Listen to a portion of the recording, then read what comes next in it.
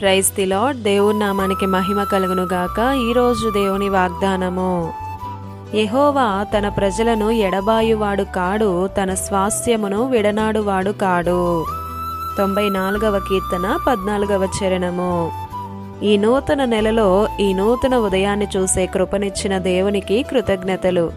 గడచిన నెలంతా తన కృపలో కాచి కాపాడి భద్రపరిచిన తండ్రి అయిన దేవునికి ప్రత్యేకమైనటువంటి వందనములు. విశ్వాసముతో దేవుని వైపుకు చూద్దాం. ఈ ఉదయకాల సమయంలో దేవాతి దేవుడు, మహోన్నతుడు, సర్వాధికారి అయిన యేసుక్రీస్తే మనతో మాట్లాడుతున్నాడు.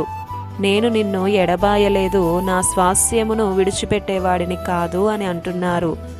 నీవారే నిన్ను మరిచారని, నిన్ను వదిలిపెట్టేశారని కృంగిపోతున్నావా? వద్దు, నీ దేవుడు నిన్ను మరచిపోలేదు.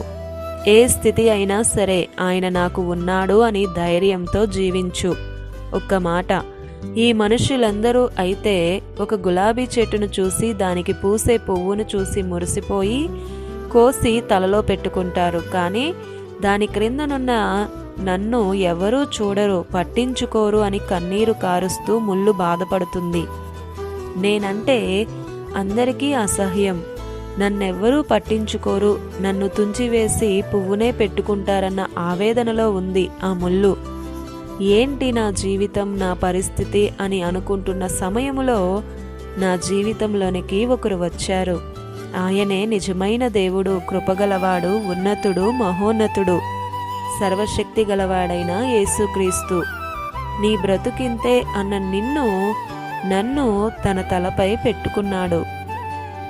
నా వలన ఆయన బాధ నొందినప్పటికీ నన్ను తలపై మోశాడు. మనుషులు పట్టించుకోకపోయినా పర్వాలేదు, ఆయన నన్ను చూశాడు, తన తలపై నన్ను పెట్టుకున్నాడు. అది నాకు వర్ణనాతీతం. అది చాలు నాకు. ప్రియ సహోదరుడా, సహోదరి, ఆయన నిన్ను విడువలేదు, ఎడబాయలేదు. నీలోనే ఉన్నాడు. నీ కోసం సిలువలో రక్తం కార్చిన యేసయ్యే నీకు తోడుగా ఉన్నాడు. నీకోసం ఆయన 2 చేతులు చాపి పిలుస్తున్నాడు. ఇప్పటికైనా ఆయనను వెదకు, ప్రార్థించు. ఇప్పుడే నీ దుఃఖం సంతోషంగా మారుతుంది. యోసేపును అందరూ తృణీకరించినా దేవుడు తృణీకరించలేదు. ఫలించు కొమ్మలా శాఖోపశాఖలుగా విస్తరించేలా దేవుడే చేశాడు. ఆయన కృప ఎంత గొప్పది! ఆయన కృప నీకు తోడుగా ఉంటుంది. నిన్ను దీవించేది, ఆశీర్వదించేది ఆయనే. ఆమేన్. ఈ దిన వాగ్దానం మనందరి జీవితాలలో నెరవేరాలని కోరుతూ దేవుని సువార్త పరిచర్యలో మీ సహోదరి Prasanna. God bless you. Amen.